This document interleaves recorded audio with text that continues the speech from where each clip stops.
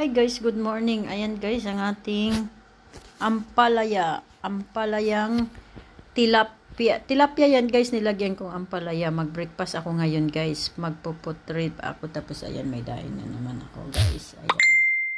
Tapos ayan ang aking kanin. Pero kukuha pa ako yan, charot. Ayan guys, oh.